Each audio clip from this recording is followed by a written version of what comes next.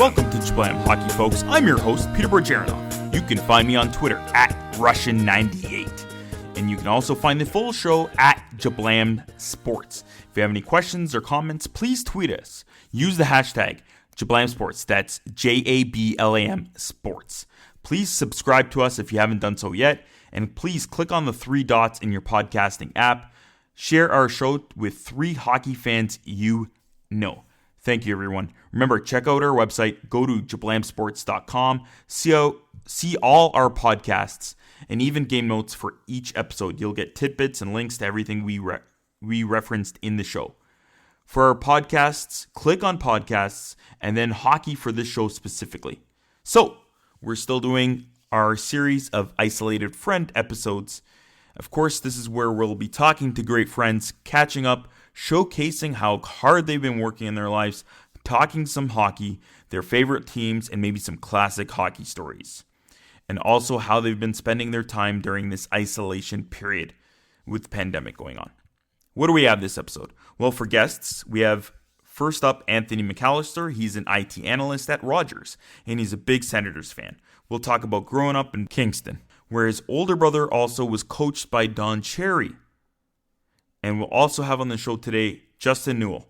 He's an EVS operator who's worked in sports television for years. He'll tell you what an EVS operator does, his story on becoming a very niche specialist in that field, and of course, some hockey, including the Winnipeg Jets.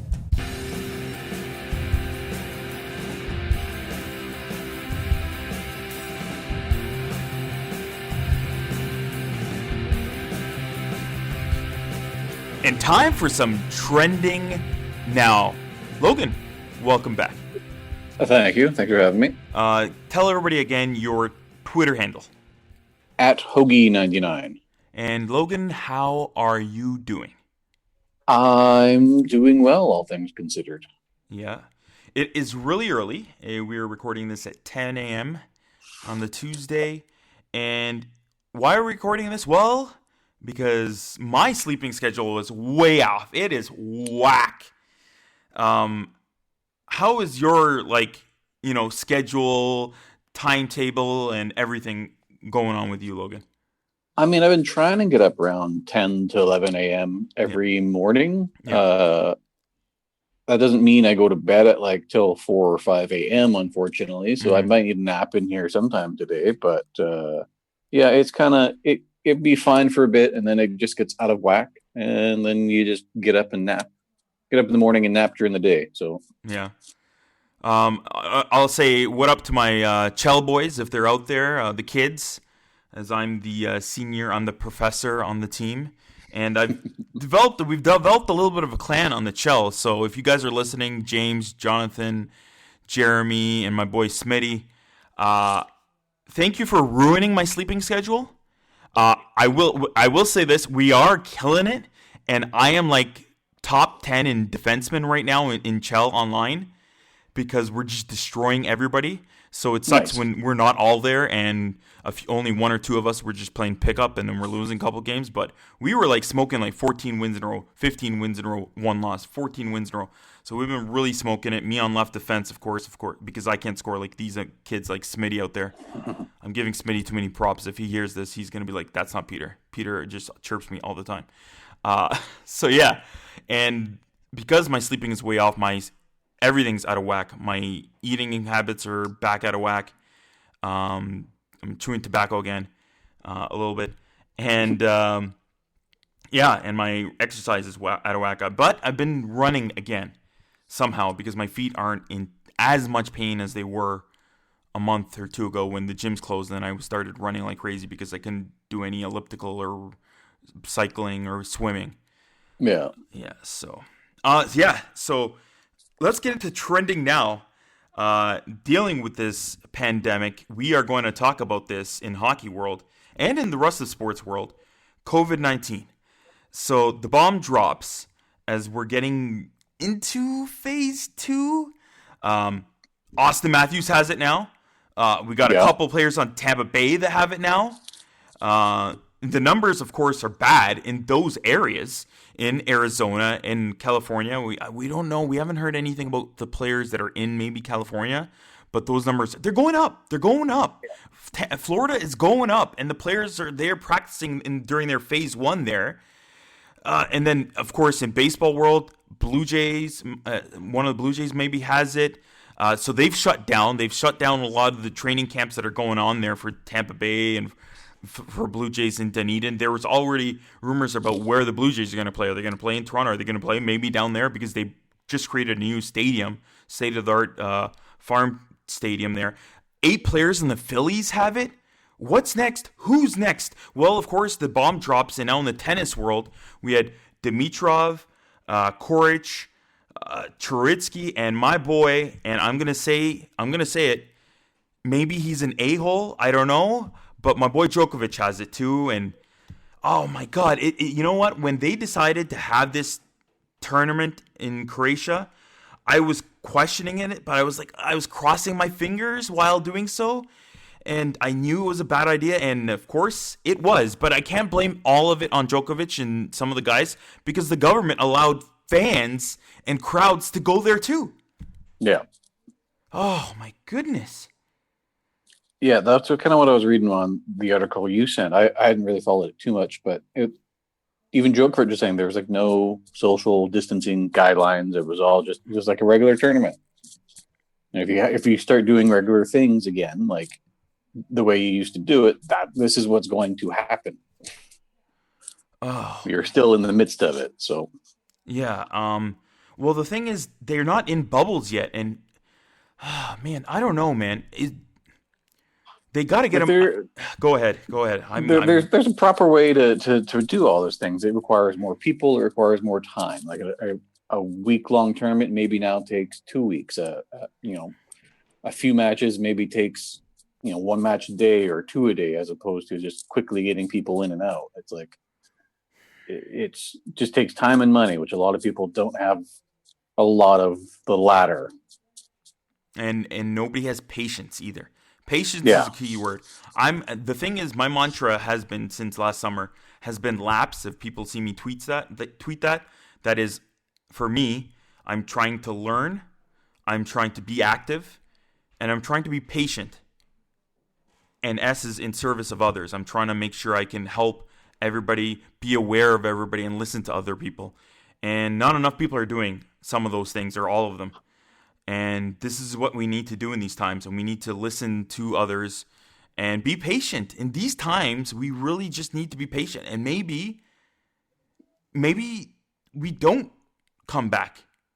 Maybe it's time to pull the plug. I don't know. Where are you at with this? Do you think it's Logan? Are you in there where it's time to pull the plug? Are you in more of let's just delay it a bit, or just go through it and see what happens? There's time. There's still time to get things done, whether it's NBA, MLB, NHL. I haven't even heard of like NFL's plan yet, if they have one. But there's still time to get things done. NHL it seems to be doing it kind of right, in that they have a plan. They're getting a plan, and they're going to get their cities, and they're going to get everybody there. They're slowly opening up, and just kind of stick to the open. If everyone opens up slowly and everyone sticks to it and everyone stays in their social circles or their distancing bubbles or whatever, it kind of should work out. I'm more interested now that these people have gotten Matthews and Tampa and a few others, like what happens next type of, because it sounds like they're just going ahead, which may not be the best thing to do. It just seems like they're kind of putting their head down. It's like, well, we got to keep going forward, as opposed to patience, what you were saying. Just maybe delay the second stage another week. Mm-hmm. But yeah. And then what about the other things like leaking information? Steve Simmons came out and put out the article and just blasted Matthews pretty much that he has it. And according to the other side, which is his agent and Matthews, and maybe even the Leafs, is nobody on their side told anybody. Yeah. So where is the fence or the wall or whatever you want to call it, or at least privacy to one's own, medical information and what they're dealing with. Like, I understand one thing is like it's a knee injury, it's a torn ACL, but then there's another thing whereas is it your job to leak information if they have something like the coronavirus or they have AIDS or something like that? Yeah.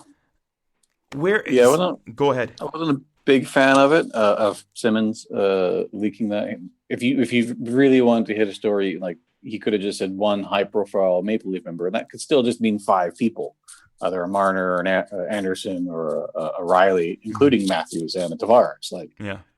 But he went out and named Austin Matthews. Yeah, and not a huge fan of that. He's a big name. He's a big fish, and Simmons went right after it, and he knows he's going to get the clicks. That's what it is, right? Pretty much. And the Toronto Sun didn't stop him by any means. No editor pulled him aside or didn't put out the article saying, well, it's possible medical information violation. They just went out with it and put a tweet on it, and it generated them a lot of talk over the last few days. Wow. So they're going to go into the next phase. And then, of course, I tweeted already the Stamkos tweet. And, of course, there was the post of, I guess, Chris Johnston of Sportsnet. He tweeted which is today now, phase 2 is to be expanded from up to 12 players for on-ice sessions. And Stamkos gives the emoji tweet. And, of course, Twitter kind of goes nuts, and a lot of people are on that side of, are we ready to even go there? Are we actually doing this? And I'm with Stamkos on this. I don't think it's time, unless they go straight into bubbles and they get more prepared for the next phase. And, again, I'm back with players. In terms of all the stuff that we're dealing with, players... And I bet that there's a lot of players that they don't want to play. They don't want to. Yeah. They don't want this to happen. They don't want somebody that they love and they care about to get it as well. If they're going to isolate for like 3 months away from their loved ones or with their loved ones and only with them, that's a lot. Like we were talking about this. Whoever wins this cup, if there is a playoffs, I was saying this is going to be a big asterisk because mentally and physically getting that achievement would be insanely amazing, an achievement. And just getting to that point is tough. Yeah, it's going to be a slog either way. Like you said, 3 months without family. Now they're talking about having families come to some of these locations after a bit. I don't quite know how that would work, but because then that social bubble gets bigger. But maybe it's just, I agree with Stamkos as well. Considering 3 players on the Lightning have it, or maybe a couple of staff, or maybe that was a double negative test or something like that. But he's looking at this going like, we just had a bunch of people go down with COVID, and now you want us to bring more people to an ice surface or into the rink and possibly infect the entire team. Yeah. And you hope that if they go into bubble and they're all checked, hopefully the players that get tested, they can't go into that bubble. And as soon as they're cleared within a certain time period, they can go into the bubble after.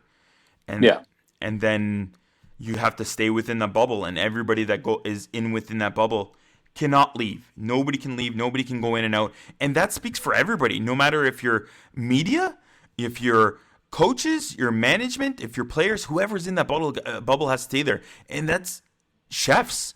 That's whoever's cooking the food. That's the equipment trainers, staff, everybody.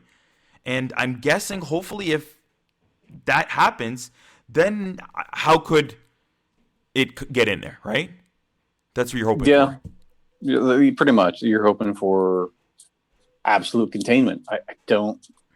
Just human nature, I don't think it's going to be possible for everyone to stay, every one of the 24 teams, players, coaches, and trainers to stay in that bubble. Mm-hmm. Someone's going to go for a coffee, someone's going to go for a walk, and who knows, right? Yeah. Oh, jeez. Yeah. And that's all it takes. Yeah. We will talk a little bit more about this and of course the bubble cities and the rumors in the next episode. Let's go on.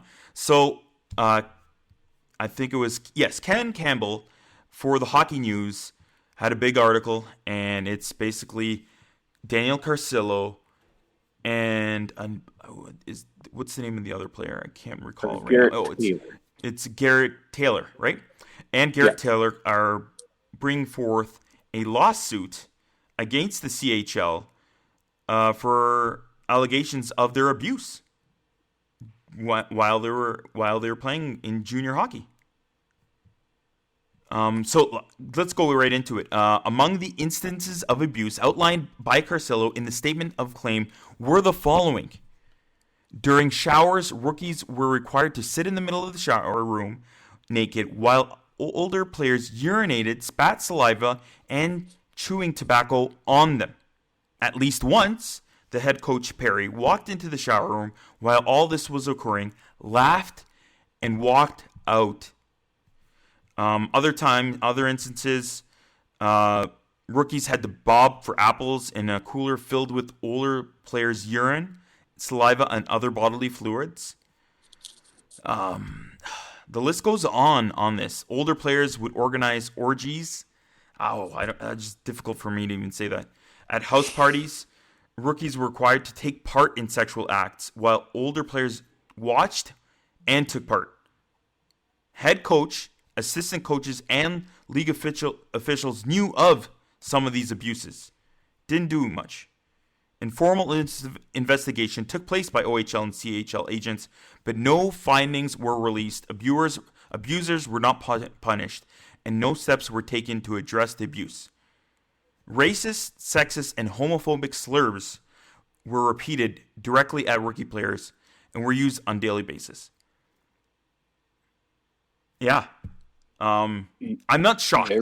Go ahead. That's pretty much what I was going to say too. Like, there's lists of sexist, racist, sexual instances, and getting beat with hockey sticks, goalie or otherwise. And none of this is, as sad as it sounds, terribly shocking in a high pressure or a CHL locker room. Like, while it should not be there, no one's looking at this, I think, going, oh yeah, I guess maybe this could be considered out of character for what happens. And maybe it's time for, and hopefully this is what this is bringing it about, is that this stuff is getting pushed out of the CHL minor locker rooms. Yeah, we need to speak up and as well be supportive.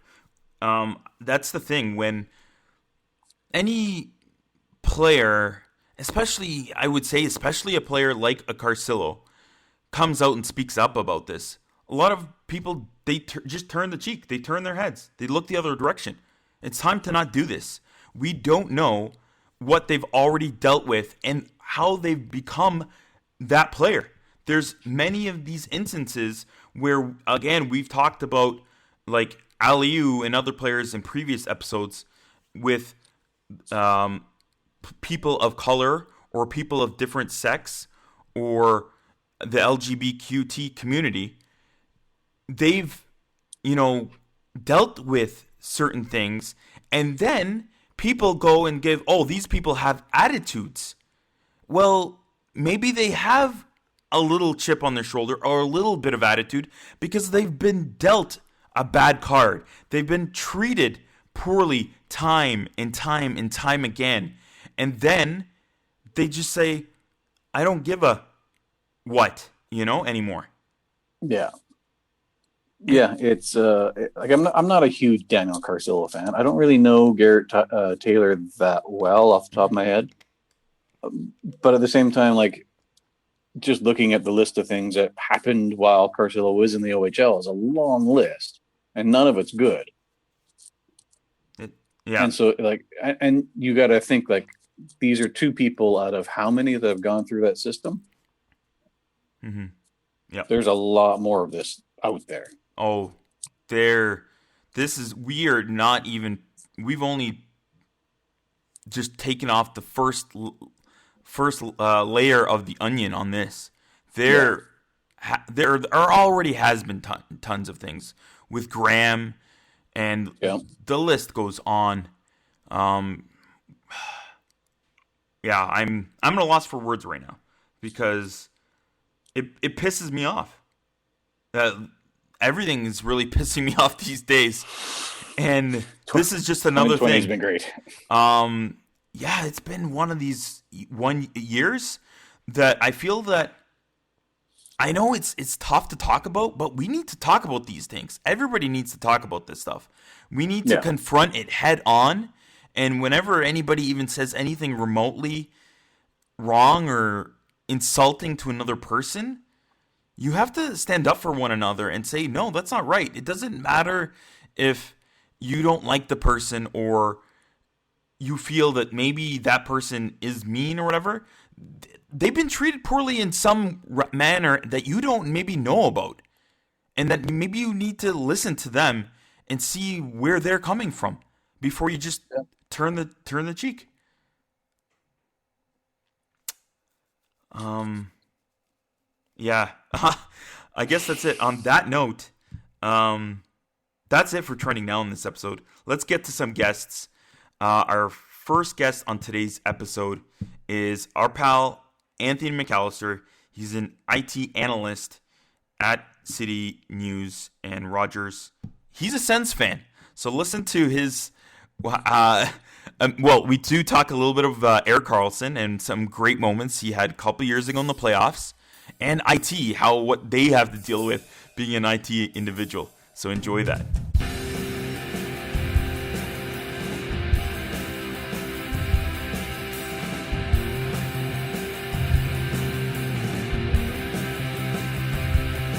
And now we're interviewing my pal Anthony. He's a good coworker of mine, and he is an IT analyst currently at Rogers Communication. He's finished school at Georgian College. Anthony, hey, welcome to the show. Thank you. Thanks for having me. Cool. So we will talk about the Senators because Anthony is a big fan of the Senators. He was in my pool last year, and it sucks because they aren't making the playoffs, and we will talk about that as well a little bit at the end. But we will talk about good moments in Ottawa history, and you went to one of those games, eh? So we'll get to that. Yeah. All right. Before we get to that, Anthony, please let the listeners know what exactly is an IT analyst. Oh, interesting one. The actual naming of my role has changed quite a few times over the 9 years that I've been at Rogers because they feel like they need to change it sometimes. Mm-hmm. But basically, I do all kinds of things. IT, make sure PC's working. All the software on the PCs for our building. We mostly do media stuff, so. All the media stuff I have to handle, cell phones as well, and also landline phones as well. So it's a lot to handle. It's a lot of different things, and I'm amazing at how, like, whenever somebody comes up to you and asks you for help for this and that, and then you have big projects you actually have to do at work with refixing things and setting things up. I don't know how, it's amazing and astonishing how you can just enable yourself to learn something totally different so easily. I'm struggling just to do this small podcast, Anthony. Yeah, I mean, it's funny because a lot of the stuff that I've had to do over the 9 years been at Rogers, a lot of it is basically stuff that I learned on the job. Like, it's not really even stuff that I learned in school, right? Like, it's kind of like, you learn on the go type of thing. Cause the software that you use, programs, things like that people use to do the job. It's not really stuff you can learn in school because, every company has their own way of doing things. So you have to kind of learn on the go and learn from your coworkers. So not only do, I have to deal with, helping users on a daily basis, but, we also have projects, that I have to deal with at the same time, from the bosses up above. So. Mm-hmm. All right. So let me ask you a little small question. Sure. People at work, what do we do that just bugs you sometimes? What? Nobody bugs me. I know, but like there's I know there's sometimes like the internet's not working on my phone or like this stupid little thing. It's like you're like looking at them like, yeah, just maybe you reset it, or how about you just turn it off and on, or like what little thing like that is that one of them, or is there anything? For sure. Yeah, okay.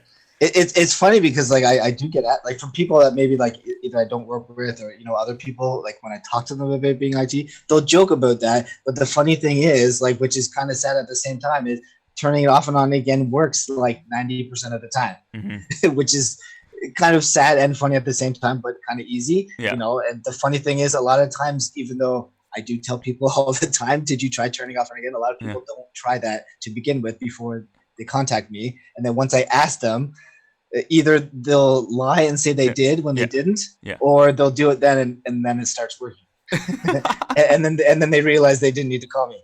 Yeah, exactly. But like it's sometimes we're just so involved in our project, like we have like this video assignment that we're doing, or we're trying to like build something else here in terms of graphics and stuff. We're just oblivious of like the basic little stupid things. It's just like, what? Oh my goodness. And then we're just like, oh yeah, I totally checked that.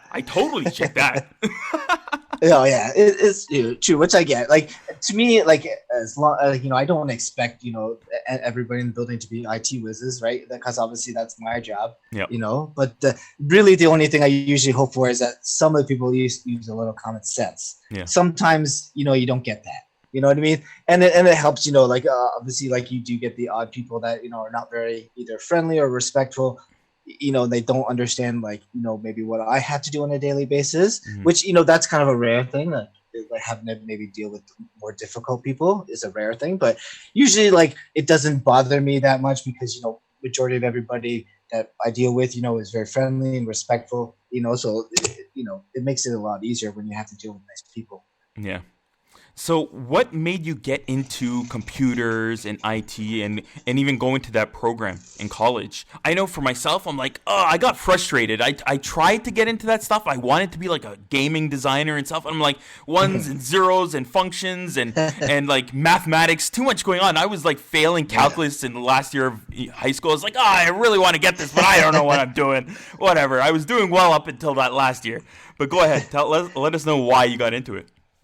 Oh, well, I was fascinated with computers. Obviously I'm a little bit older, so like I grew up, in the time when computers really started to kind of, get a little bit more, popular and a little bit more mainstream, right? They went from, those big things that cost thousands and thousands of dollars and were very difficult to get to, being a little bit more easier to maintain, like, to achieve and get in the household.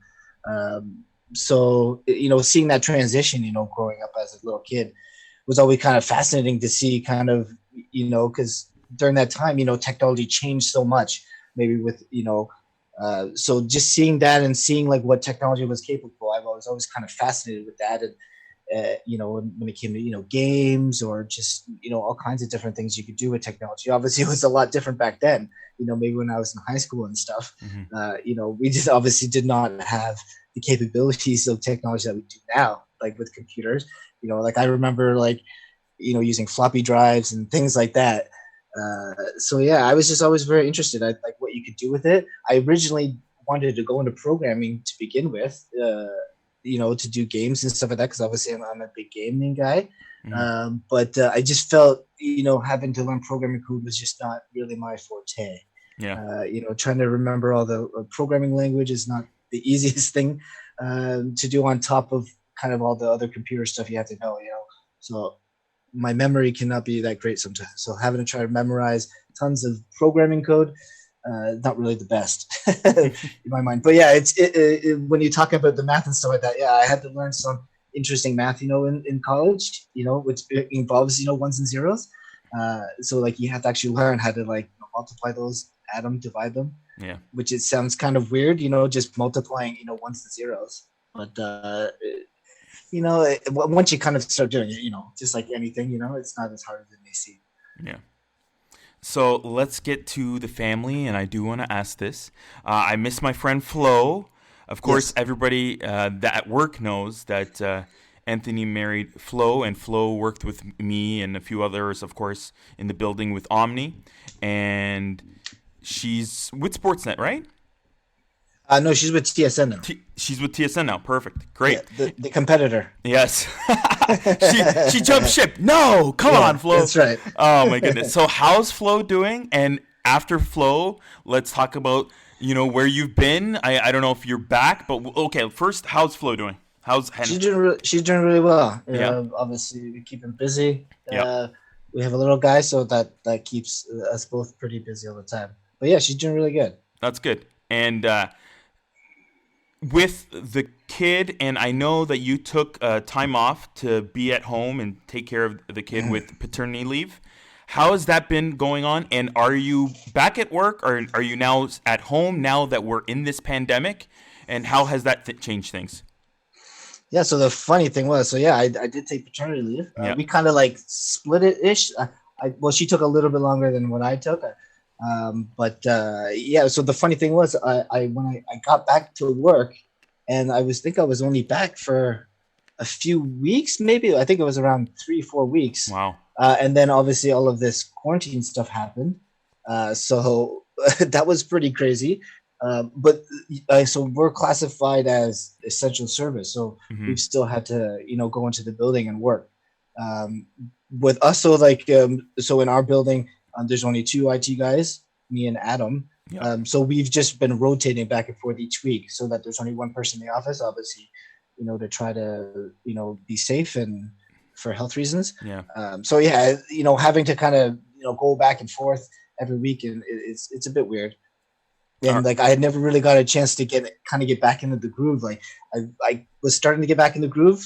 Yeah. Because we also our team, we actually ended up moving, and now we're under the umbrella of Sportsnet. So now we're also working under the Sportsnet guys as well. Yeah. So I was in the midst of starting to learn their stuff at that building, at our main headquarters building, at One Mount Pleasant. So literally I was getting back in the groove of things, and then now we have to deal with the quarantine stuff. Yeah. So that kind of got put on hold, and then been really busy. Wow. That's crazy. So are you actually going to the other building too, or are you just learning everything from home or from our building, which is the City News and Omni building? I guess for health and safety reasons, they don't want us going between buildings, obviously. Yeah. So I have to basically, when we go in, I'm just staying at our building at Yonge and Dundas. Because of the quarantine, and we've had to adjust kind of how we've worked as well. But I had to kind of stop learning what was going on there, and we had to also learn how to take service desk calls, which is our tech support for everybody in the company. So now we kind of do that on top of everything else that we handle in our building. So mostly when we're working from home, we're taking service desk calls as well. So it's a lot to handle at once, because it was more learning on the go, because our building's a bit different than a lot of the rest of the company and what we handle. So a lot of the stuff that the people call for the service desk is programs and stuff that we don't deal with, like Adam and I. Mm-hmm. So literally and we didn't really get any training. So it's kind of learning on the go and figure out how all the programs work. And we have also new technology that we had to roll out to all of our call center people, because we had to have them all start working from home. So we had to basically give them all these new types of tablets and stuff like that, and desktops, so that they can work from home. So we also have been trying to learn that as well. Wow. Yeah, that's a lot to handle. All right. Well, it sounds like you're dealing with it well, and I'm glad that you are, because we do need your support over there. All right. Let's go back in time. And and you are born and raised from Kingston, Ontario. Correct. And how was it growing up in Kingston? It was fun. I mean, it's a smaller town, home to some a few famous names that people might know. Yep. Don Cherry. Yep, Don Cherry. The Tragically Hip. The Hip, yeah, for sure. And I went there. I went to the Thousand Islands. Oh yeah. last year or the year before. It was fabulous. It was beautiful, and the history and everything was great to learn. Did you do the cruise? Yep, did the cruise for sure. Me and my parents, and Nice. it's crazy that you became a Sens fan, even though Yeah. that Gilmore and Muller are from there. The great that's true, Dougie yeah. Gilmore, and of course guys like Wayne Cashman and linesman. But Yeah. you were telling me before we were talking about your brother was coached by Don Cherry. Correct. Yeah. Yes. So when we were younger, so my brother is older. My brother's 5 years older than me. So obviously hockey was always our main passion. Yeah.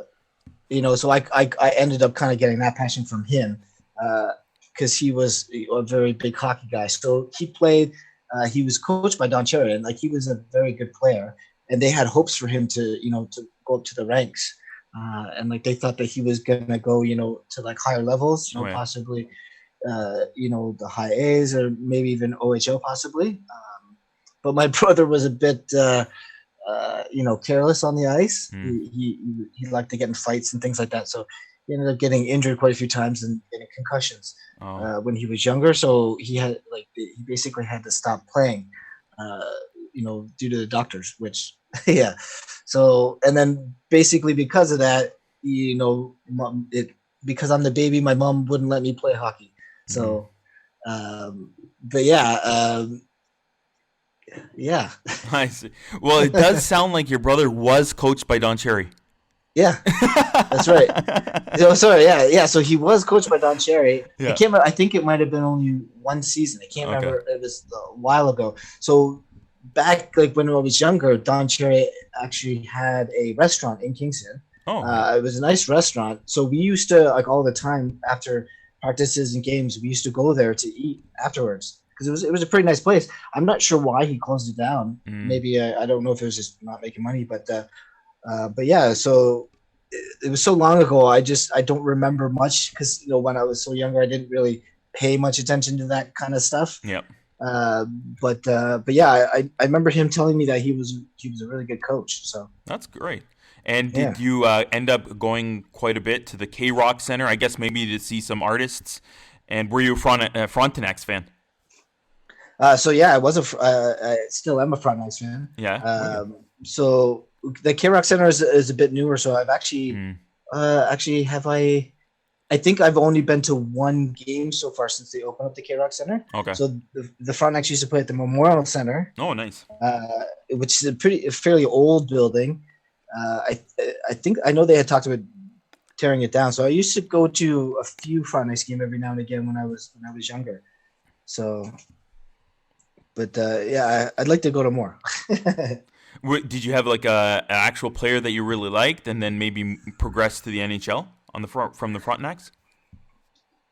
I'm trying to remember. Like I don't remember like paying too much attention to like specific players. I'm trying to remember. I know, like, I remember watching Goodbranson. He played for Kingston. Yeah. I remember, yeah, that's right. And I remember seeing him get drafted. I was pretty excited for that. If I'm not mistaken, Taylor Hall. No, Taylor Hall's just from Kingston. Yep. If I'm not mistaken, but he didn't play. I don't think he played for Kingston, if I'm not mistaken. He played for, I can't remember what team he played for, but so I kind of followed him a little bit just because he was from the area. There was another player, and I can't remember who it was that I kind of followed, but I was always bad. When I was younger, I kind of watched it, but like I wasn't like super into it until I started getting a little bit older, into my teenage years. So, and then by then, it was more paying attention to NHL more than I was, OHL. He looks like the old Carlson here, doesn't he? Get to that wraparound spot. Sends gonna lead pass off to the low.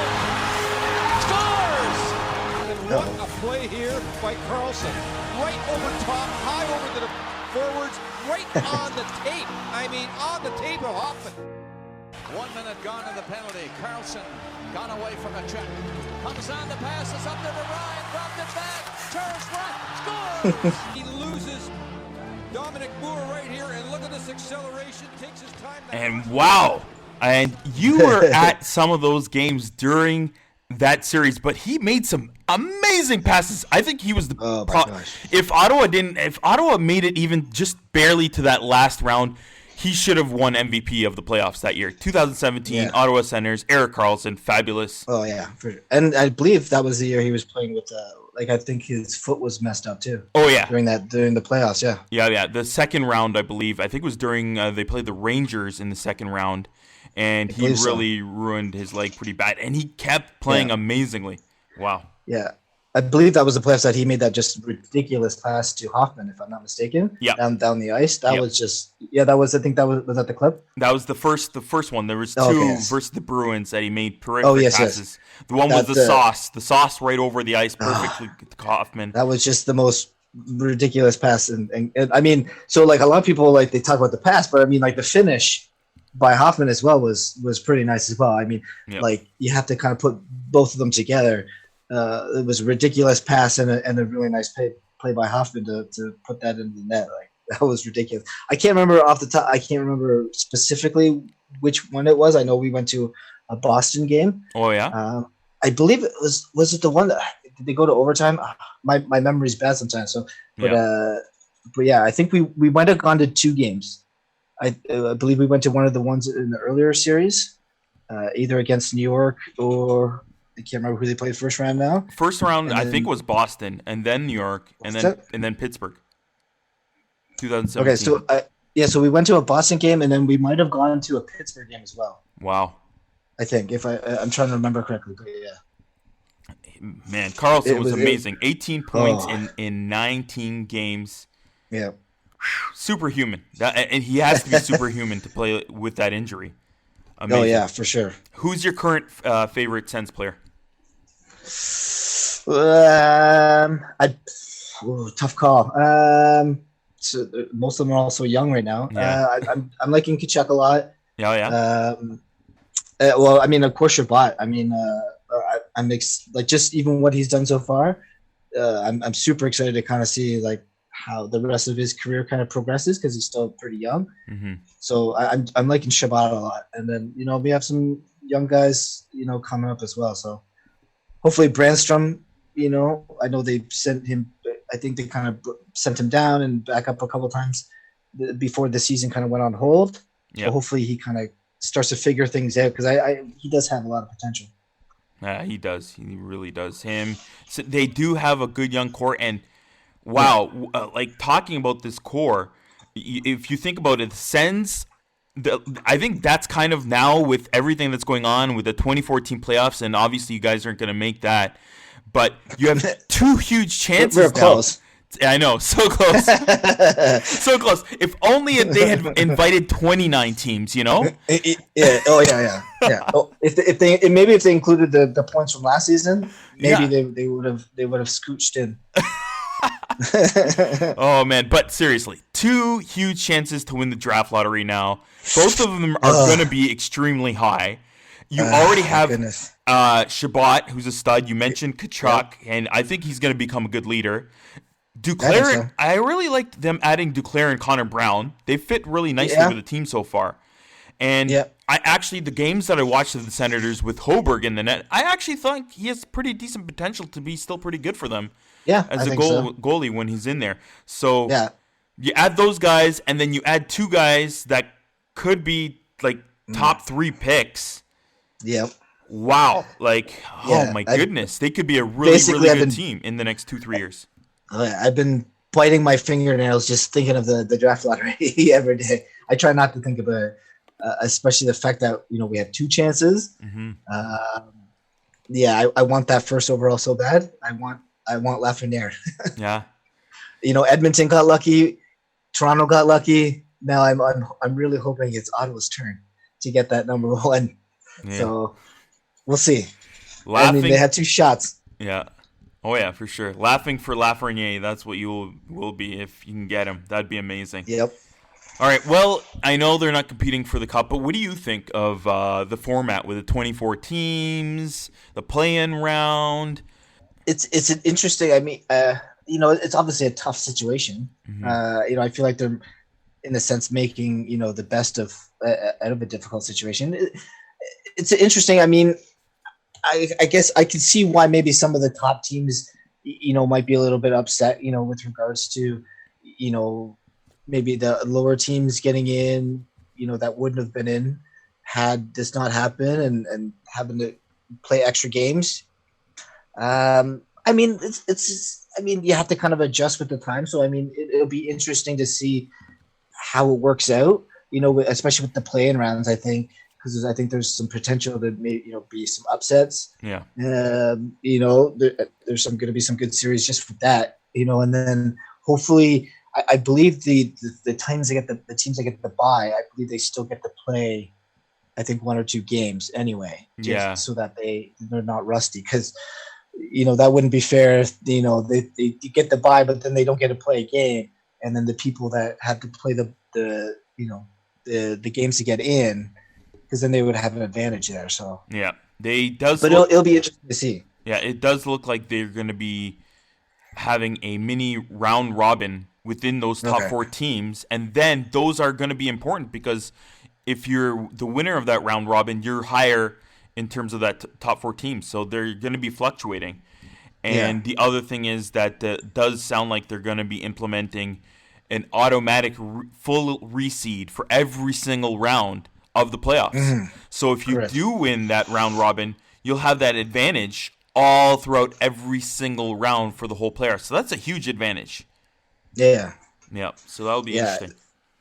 I'm excited. I just want hockey back. I know everybody does. Do you have maybe a favorite of those really dark horse type teams? Ooh, interesting. Mm-hmm. I mean, there's some interest, especially I think maybe more so in the West. Yeah. I think there was, because a few of the teams that technically were out, but I mean because it was really close in the standings before we went on the break, on the hiatus, with Vancouver and Edmonton, Calgary, a few of them, Chicago, it was very close. Winnipeg as well. So, I mean, the Edmonton Chicago series will be interesting. And I think one of the interesting things that I thought plays into this is the fact that because of the time off, some injured players that, probably weren't going to be in the playoffs, mm-hmm. Are probably going to be healthy now, which, can make a big difference for some teams. So I don't know. I think in the West, there's probably going to be maybe 1 or 2 upsets, I think. Oh, yeah.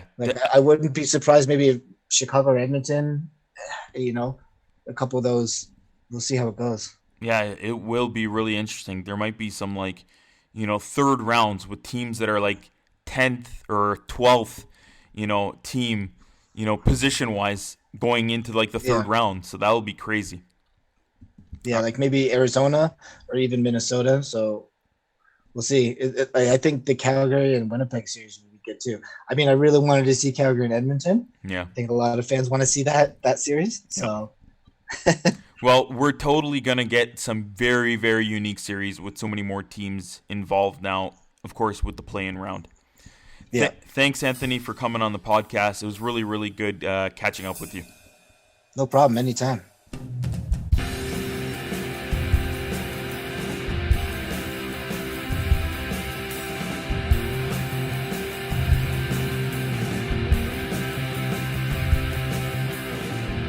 And today on this show, we have my pal Justin Newell. He's an EVS editor. He'll let you know what that is shortly. And he's been working at Dome Productions.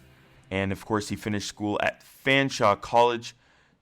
Justin, welcome to the show. Thank you.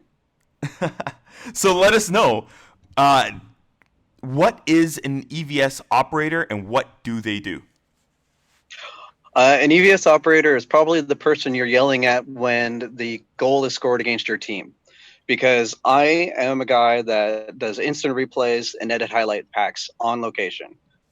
That's a pretty kind of unique role, and I know I like to send out a questionnaire before interviews, especially to get people, that of course us that are behind the scenes, me, you, and the rest of the people that I've been having on my Isolated Friends series. We don't get to do these kind of interviews that much, but it's great to know these kind of things, especially such a unique role that you are doing. How did you get into the business of this? I got into TV because my family had a musical instrument repair company. And through that, they rented out some PA gear. And so I got accustomed to audio cables and whatnot from seriously 8 years old. And when I was 14, I got asked to help with a soccer game and broadcasting it just on a local cable TV channel.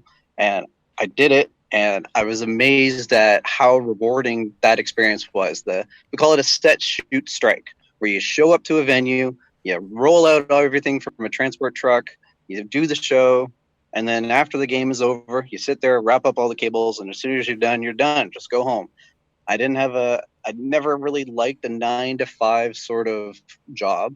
And the best part about this is that when your work's done, just go home. You don't have to wait for it to get to be 5 p.m. or anything like that. And so I was working at that since 1996. And so there's been a few years that have been going on since then. And technology's changed. I've watched us going from being little 4x3 to now 16x9 and UHD and HDR, blah, blah, blah. Lots of technology has changed, and I've had to keep up with it. It's pretty cool. And with everything going on, how do you think is your role kind of change? Is it going to be very different? It's going to be different for a while because there's going to be a lot of protection of people, right? We have these bubble games that are going to happen. Like the NBA is super proud of what they're going to do at Disney World. It's a big event and it's going to have lots of teams. The NHL is doing the same thing, but in 2 venues. And because they're doing it in 2 venues, one in Canada, one in America, Vegas and Toronto, they're going to have to split up the broadcasts. So what used to usually be like we'd have 4 different broadcasters at one hockey arena for the playoffs. Yep. We're now going to have one broadcaster doing like an Olympic size event. And that'll be great for the consumer at home because you're going to have almost a competition, I think, between NBC and Sportsnet, who are probably the ones that are going to be the host broadcasts for both cities, one in America, one in Canada, be equal. NHL's happy that way. Everybody's happy they get their people on air. And then we get to see, so without an audience, what can we do, right? Like, look behind you. You got a Jumbotron in the frame. And that Jumbotron literally only exists in a hockey venue, so that way the people upstairs can see the game. Sorry. If there's nobody there, we don't need a Jumbotron. And without a Jumbotron, they can roll in sky cams and use them in a way that has never been used indoors before for hockey. We always had that concern that we had to be quiet with them because the motors were loud for some people in the stands, but also the fact that those go into the view of people trying to watch the game. If no one's there, we can have that camera go everywhere. And it could be fantastic what they end up coming up with for shots for us to watch at home. Yeah, it will be. I was watching like some of the World Cup of hockey stuff, and I really like when they go crazy with the boards. Like when team scores and things, they have more space now, especially with no fans. I think they can go even tighter maybe on the screen or utilize that area for maybe some kind of special effects or graphics or even maybe statistics and stuff like that. So I was thinking about that. And even in soccer, I think they're doing some kind of like, for their games that are on right now, like some kind of like fake audio fan noises. So that's kind of odd, I feel. But I don't know. I heard that college football or maybe NFL was going to use video game crowd sounds if there weren't allowed to have any fans in the stands. But honestly, we're at the point technology-wise that we could drop in fake fans digitally into those seats if you really wanted to try to simulate what it's going to be like with fans. I'm a big boxing fan. And right now, Top Rank and ESPN have a deal where you, as an audience member, can open up an app and cheer. And then in the venue, they will play your audio. So that way the people fighting can hear you cheer. Wow. Maybe they do something like that with NHL. Maybe. All right. Before we get into a little bit more sports and hockey, when you're talking about your job and you're on the road a fair bit. How is life on the road? Do you enjoy it? I love traveling. I grew up on a farm in the middle of nowhere, so as a kid, like traveling didn't happen. So now that I have the opportunity to have travel be a part of my job, I am all for it. Genuinely, I'm in a hotel about 200 nights a year. I'm flying at least 130 segments a year and easily 150,000 miles of travel every year. And that wears you out, to say the least.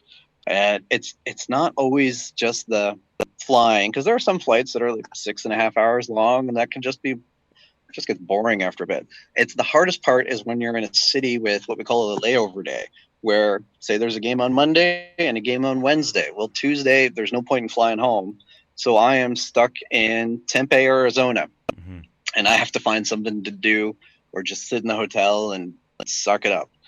And I've learned that in the NHL, I'm really fortunate that I know what cities I'm going to go to regularly enough.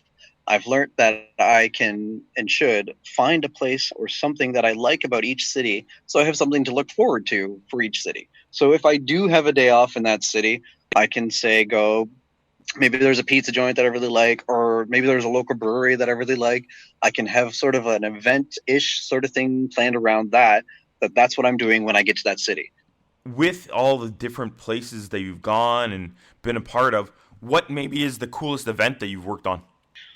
Coolest event. It's going to be a literal cool and also a visual cool. Quebec City, the Red Bull Crashed Ice. It was amazing. They basically built a bobsleigh track right through the heart of old Quebec City, starting up at the Fairmont and through all these 400-year-old buildings. And it was beautiful the way they lit up everything. The helicopter shots were just cool to watch, the light effects going from top to bottom. And the actual competition was pretty cool to watch too. Basically 4 hockey players on a bobsleigh track. Whoever gets down first wins. Done. Yeah, they've always been really wild to see whenever I see them on TV. It's like the guys that prepare for this, how do they decide they want to do that first off, and then they actually train for just to fly down the ice for like a minute or two a couple times a year, I guess. Yeah. At one point, I think they had like 6 different stops around the world that were a part of a season. I think they were just trying to keep the energy of the first couple events up. And it kind of, with anything with Red Bull, they don't like to repeat anything. So unfortunately, it kind of just wore out for them. They like to have distinct events. Yeah, they're very unique in all the different events that they do. Going back to the pandemic, it looks like when I follow you on your social media, but it looks like you've really been cooking up a storm. What are your favorite dishes? Oh my gosh, absolutely! I've been cooking. Yeah. I always like to try to mimic food. So say there's a meal that have gone out to have, and PF Chang's have got these lettuce wraps, and I absolutely love to cook those. They're a bit complicated. They had to go out and buy a few new ingredients, but it's really gone over well in the. You know what? I think you just decided what dinner is. Oh, nice for tonight. Perfect. Yes, sir. All right, and then also you mentioned that you've been renovating the basement, but the good thing I like to know is you do a lot of traveling and everything. How is it now getting all that extra time right now to spend with your children? Oh, I am so grateful. That's the number one thing I can say. Yeah. I have a 6-year-old daughter and a 3-year-old son. They're both super inquisitive. They're both super creative. I've had to become a teacher, unfortunately for me. I don't mind training, but I've never really been a teacher. And so I've had to try to figure out how to teach my daughter certain things for school, just because she's had to keep up her schoolwork. And so the teacher maybe give us a sort of suggestion for the day, and then I have to interpret that suggestion into something that my daughter can figure out what she's supposed to do through me, if that makes any sense.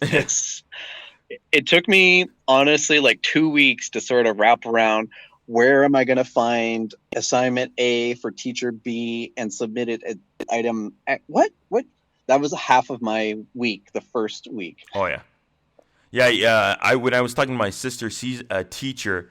She was like, when she was told that she has to do all these like video classes for all her students, she was like stressing out. She's like, I don't know any of this stuff. I don't know what I'm gonna do. So yeah, I think they gave them almost like a whole week when, like, I guess it was like the March break time period or the week after, to kind of like get into that, learn that, and then start doing the classes and training stuff for the teachers. So it sounds like a lot of extra stress for teachers out there. So please be thankful for the work that they've been putting in with the video and the technology, that they're not the ones that are like doing that kind of stuff. So it's pretty interesting to hear about. It's been fantastic how well they've adapted to being able to teach, still giving the same sort of entertainment because I have little kids, I have to say entertainment. Yeah. It's the only way to keep them engaged in something. And also with my son, he's 3, but since I'm doing all this stuff with my daughter, he's kind of been following along too. And I particularly have been enjoying the music classes. I'll put it up on my big screen, and the music teacher will do his clapping along and whatnot, and my son will be like, yeah, oh yeah. Nice. So it's just really great to see how he's responding to that too. I'm excited for him to go to school too. Yeah, that's wicked. Yeah, my sister actually does the arts and music at a public school in the Grimsby area. So yeah, she's like, oh, it's so much work, and then the whole thing with assignments and everything and marking everything for every single grade. So it's a lot of work. So that's cool. All right, let's get into sports, but right before we get into hockey, I know, and you let me know that you're like into Formula 1 and also a Dodgers fan. What do you like about the Dodgers? I work a lot of baseball in the summertime just because if I'm not doing hockey, obviously I've got some downtime. So I pick up baseball games, and the games that I do are Toronto Blue Jays games. Generally, I get home after a broadcast around 11:30 midnight, at which point a West Coast baseball game is in like the 6th, 7th inning. And so usually it's kind of the most exciting time to tune into a baseball game.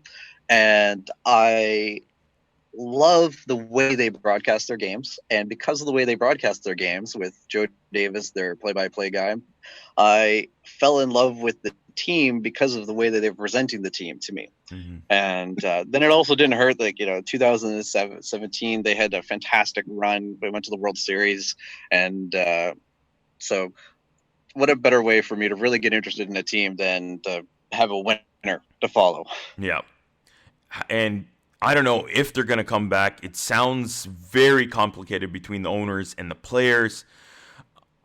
It seems weird though too, because everywhere else progress is kind of going very quickly and very smoothly, and the NBA and the NHL were they're just focused on playoffs, and the players, I guess maybe because the season is basically done, so they're smoother.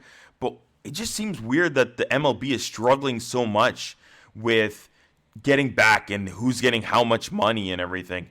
I don't know if it's even going to come back this season. There's a lot of issues that they have to go through that aren't necessarily something that, say, the NHL or the NBA have to worry about. Like NHL, NBA, the venues aren't that large. The play area isn't that large. Mm-hmm. Baseball, it's a massive space.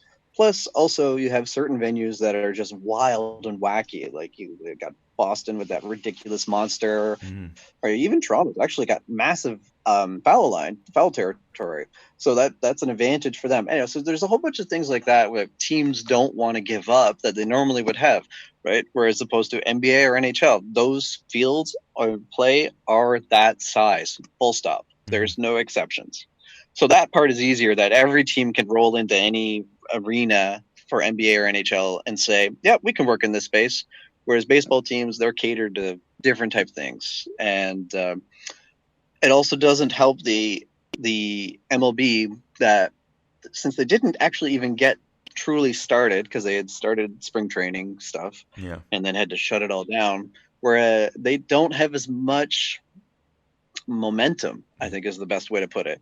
NHL was rolling.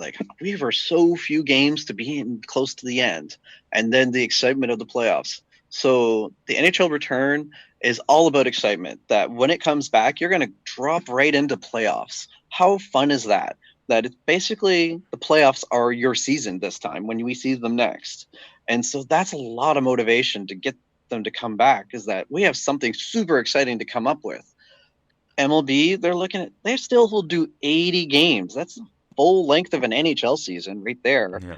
And so it's not going to start off with that excitement. So there's not as much motion to get it going, I think. We'll see how it goes. I mean, it's a shame that it hasn't started yet. Baseball could have been the league to start. Yeah. I honestly feel that the Blue Jays, unfortunately, because they live in Canada, they wouldn't be able to play in Canada because of our cross-border problems that we have. Well, not necessarily problems. It's our protection. It genuinely is, and I really approve of it.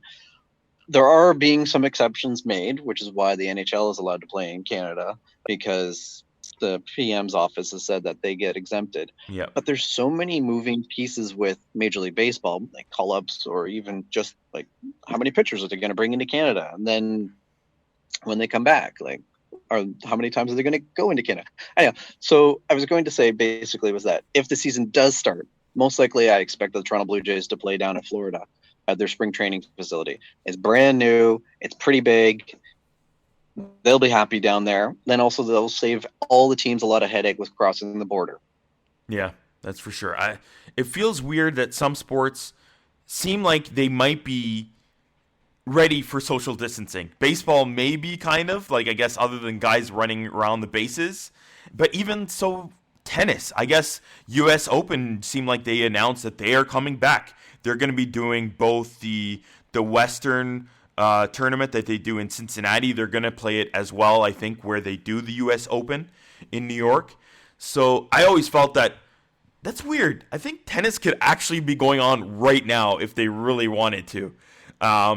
You don't really necessarily need too many people working on the court. You can keep the cameramen and, the professional media people a little bit fairly distanced away. The opponents are on either side of the court, and you can even have just the ref and then maybe one ball boy doing so much work. But, I honestly think that with tennis, their concern is the ball, right? Because the ball has got felt on it, so it's that soft surface, that's that fabric, and that we've been warned that that's such a magnet for this virus. Yeah, and so that's maybe their biggest concern. Because how many times do you see Rafael Nadal just wiping off so much sweat and then grabs the ball right after? Like, something's gonna happen. Well, he's used to just flicking the hair behind his ear every time, and then picking at his shoulders. Yeah, and then the bum one. You got to get the bum one in too. Yeah. Yep, the wedgie. Yeah. I'm a huge tennis fan. We can go on more about that too. But let's get into a little bit of hockey. We were talking about what is and what can come back and hub cities and everything. Which hub cities do you think are the main ones, and why? Oh, well, the NHL announced it. They announced Vegas and Toronto. Yes. Like 2 days ago, right? Cool. And which is great, because like Toronto was almost always going to be one of the cities, with the exception of if they couldn't cross the border. The biggest reason is that the venue is so large, it has enough change rooms that they can have an afternoon game, and when those teams leave, they can sanitize that space and have an alternate change room for the next set of teams, so that way it gives them time to do the deep clean that they need to do for each change room, locker room. And that was always the players' biggest concern, from what I hear, was that they're not coming back unless they know things are going to be sanitary. And so not every hockey arena has that many large, good or great quality locker rooms. Some venues are older. Look, I just read something that the Nassau Coliseum is shuttered again. They spent so much money to open that thing back up, but since it was sitting dormant for so long, they're saying that it's just not economically viable to keep it going again, which is a shame, because it had so much going for it. Yeah, that is too bad. I liked that barn. Felt like when you were at Nassau, you were in an OHL barn. Oh, 100%. Like that wasn't a multiple levels venue. Almost every seat had a great sight line. It had that bad humidity to it that you get in old OHL venues. I covered a lot of OHL and junior B hockey growing up, and so I got to see a lot of those little places and the rafters of them usually, because I pulled cables through those. So I know just how like bad smell they can have in that old woods, and just some years of popcorn popping up into there. Nice. All right, so you do a lot of NHL broadcasts. is that why you were, in my mind, a bit of a Winnipeg Jets fan? I am a Winnipeg Jets fan mostly out of necessity. Yeah. I do about 90% of their television broadcasts, and so it's just easier if I know the players, so that way when I do the broadcasts, I know what to look for. I've become a fan just because of my immersion, I think is the best way to say it. Okay. I'm looking forward to next year with them. This year is sort of a write-off, unfortunately, for them because of the Dustin Byfuglien retirement/injury. And I'm not going to blame him. He's done the right thing for himself. And that's rare that people do that. Like, not enough people have the courage to say, you know what? I don't need to do this anymore. I should stop. My health is my biggest concern. Yeah. And good for him to do that. The sad thing is that the team went into the season under the assumption that Byfuglien was going to play. Yeah. So that's a big defenseman, also a big contract. Yeah. And to not have him playing, it made it difficult for the team to make any sort of decisions in the offseason that would have helped this season. Like, they have now a couple million, $6.5 million, something like that. Don't quote me on that. Yeah. That they can play around with. That you could get two great defensemen personally to roll in for that amount of money, and that would make the difference in the team. They went through so many rookie defensemen this year, and none of them were the same size. Yeah. And size, especially going through a playoff run, it's a huge thing. And so, yeah, the Jets are in the playoffs. This playoff scenario that the NHL has concocted. Yeah. And that's great. But how far will they go, right? They have players that have very little playoff experience to start off with. And then second of all, they don't particularly have too many physically dominating players. They're one of the smaller in height and in weight teams out there. And I'm afraid that they're going to just get pushed around a bit. I think their defense would have been very different had they known maybe Byfuglien would have been maybe leaving because of the Trouba trade, and then the Tyler Myers leaving and going to the Canucks kind of thing, and now Byfuglien. So that's three big dudes they're basically all top four defensemen from that blue line that are all gone within basically 1 year. It's a big change on their back end, and it's surprising that the kid that they got in from the Trouba trade, he's looked pretty good. But it's a lot of holes. And we all know that if Hellebuck didn't have this Vezina caliber season, they wouldn't have been in this situation. Yeah, he had a record season. I think he actually now owns all of the records for a goaltender for the Winnipeg Jets. He think like on game 60 or something like that. He finally crossed the number of wins and most number of shutouts in a season. And it's amazing that they had that that stop at the end. Their goaltender was on top of his head a third of the time. Now, not only would I say that, so Myers, super tall. Byfuglien, pretty tall, pretty heavy. Trouba, he was pretty big, but it wasn't just his physical size. He ran in front of shots. How many times? There was one game he had 4 blocked shots in one shift. Like, he barely walked off the ice that night. And like, that is intangible. And to find a guy, first off, willing to do it is hard to find. Regularly to do it is even harder to find. You'll have a guy that maybe once a year will have an amazing shot block. But to be able to say that every game he's just going to dive right in front of the puck, that was what Trouba was great for. So that's a whole other style of player that they have to replace too. You've been to Winnipeg. Is it that unappealing that players don't want to stay there and they just need to get out? Was it Brizgalov that did the winter thing because of Winnipeg? That reminds me of that San Jose story. I can't remember exactly all the players that were involved with that, but yes. Yeah. Well, I will give them some defense, I think is the best way to say it. They usually would stay at the Fairmont Hotel which is an older building. It was built by Canadian Pacific Railway. Mm-hmm. And so it hasn't really been upgraded in a while. And so the whole Wi-Fi joke about how there's not even Wi-Fi in Winnipeg, I'm like, yep, that's true. That hotel has horrible Wi-Fi. But as far as a city, it gets cold. It absolutely does. There's no lies about it. I've seen minus 50 more times than I ever thought I would. But you get used to it personally. It's when a player is reaching that free agency age, they have the opportunity. Let's look at this.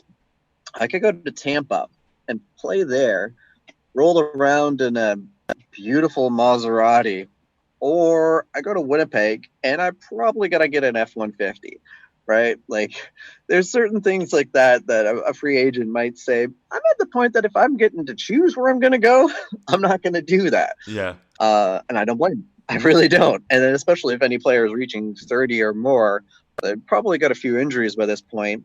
And the cold weather that they would be in the dry weather that they'd be experiencing in Winnipeg would probably aggravate those injuries just on any other day. Whereas, say, California, I could go lie on the beach and get some sun. Yeah. That's one of the drawbacks, unfortunately. But I have certainly fallen in love with the city just because I've spent so much time there. I found so many different things about the city. I like the people a lot. They're very friendly, to say the least. I believe that is their license plate. It says Friendly Manitoba. And they've been very welcoming to me. Nice. And what's one place or one thing you would recommend a person visiting Winnipeg to do? Go to the Forks in the wintertime. Okay. The Forks where two rivers meet. And you can rent skates, or you can bring your own, and they turn it into a skating rink. The Red River, you can skate. I think at one time there was up to 12 kilometers of skating lanes that were available, and also at the Forks specifically, there's occasionally curling that happens on the ice on the river. Nice. And it's just such a great experience. And then while you're down at the Forks, there's great food available too. Sweet. I will plan that. I remember just this year, I didn't take a trip. I was so busy working. I usually go at the beginning of the hockey season and the beginning of the baseball season so I can see both sports. And that's one thing that's going to ruin kind of baseball coming back is I know that fans in baseball are huge about opening day, and it's a big event, and then that helps the start of an MLB season. So with it coming back and being pretty much empty to start, that's going to kind of hurt their start of their season coming back. But this year, so I was like, I didn't have time for that. So I decided I'm just going to go somewhere in like January, February. I was like contemplating, where am I going to go? I don't want to spend too much money. So I was like, Edmonton's really cheap. I was actually thinking of going to Edmonton. My parents were like, especially my dad. He's like, are you crazy? Do you know how cold it is right now there? Do you want to go in January to Edmonton? I'm like, yeah, I can go see McDavid and Draisaitl, and they probably have that big mall and stuff. They have something probably to do. I can find couple of things to spend a few days there. He's like, you're crazy. So I was thinking where else to go. So of course I ended up going to Vegas, and that was a blast. I'm glad I went there before all this happened too. But yeah, Vegas was amazing, and the game in Vegas was top notch. I will say this: their event work and their team and everything was amazing. It was hilariously amazing. Yeah, they've been super lucky / very smart with Vegas. Like the NHL making all the rules for being able to pick players from teams and whatnot, and it really helped them get a good caliber team. The fact that they went straight away to the Stanley Cup, that was amazing. Yeah, but it's Vegas, and Vegas has entertainment.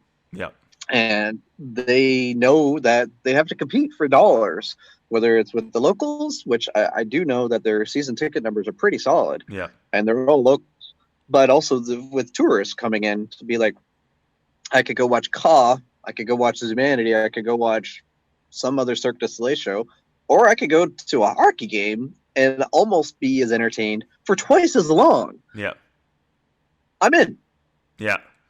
Oh, yeah, for sure. And I do recommend anybody going to a Knights game, make sure you get there on time or even early, because this isn't the regular hockey game where just, the anthems and then, the rolling out the carpet and maybe a bit of celebration of some sort, or, giving back to charity or community, and then the game starts. This is like an event with Knights on the ice and fireworks and big, huge show, just like you're watching some, Cirque du Soleil kind of show before the hockey game starts. So, yeah. Oh, and they do get Cirque du Soleil guys there too. Yeah. That reminded me of a story. So I was there for a game. I think it was a Montreal Canadiens game that I was there for, and so I needed to use the washroom before the game starts. Just I know that once the puck drops, it's 3.5 hours before I can go to the washroom again. So it's always a good idea to go in advance.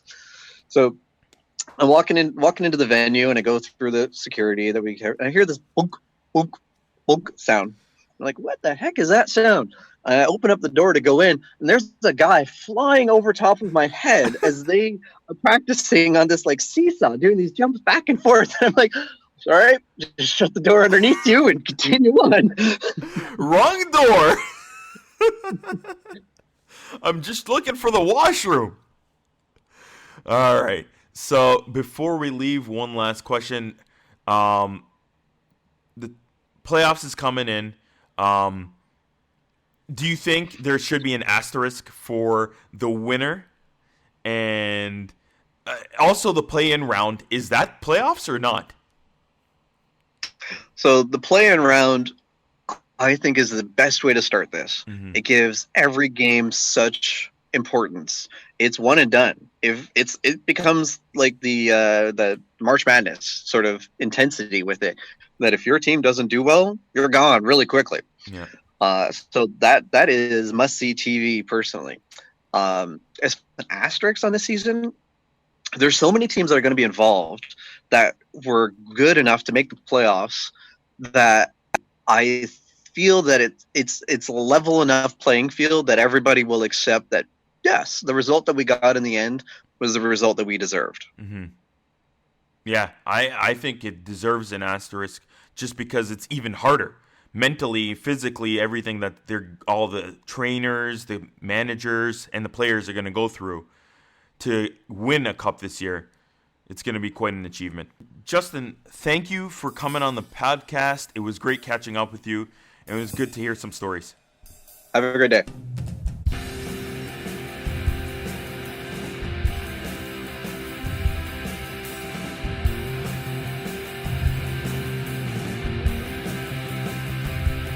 That was a great chat I had with Justin that day.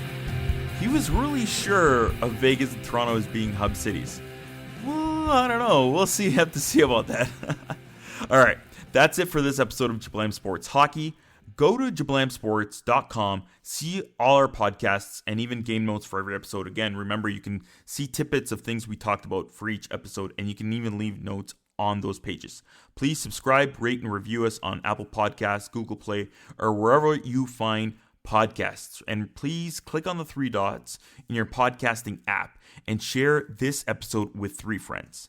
You can follow me on Twitter at Russian98. That's RUSSIAN and 98, or the entire team at Jablam Sports. Also, if you like wrestling, go check our new wrestling podcast, Pro Wrestling Explode, presented by our team here at Jablam Sports, where Joey, Pepperoni, and I get into AEW and WWE. We recap, analyze recent matches, storylines, and of course pay-per-views, and what's new in wrestling news. If you have any comments or questions, please ask us on our website or on Twitter. Use the hashtag Jablam Sports, JABLAM Sports. Thank you, everyone. For today's shutout, I'm going to shout out my sister, Anna. She's always been the toughest, smartest person I know. I looked up to her when I was growing up, and I still do today. I love you, Manchur. That's Serbian for cat, and I'm her little Misha. Misha, of course, is mouse in Serbian. She's amazing. Keep being strong for all of us, big sis. That's it for this episode. And to everyone out there, I'm giving you a big virtual hug.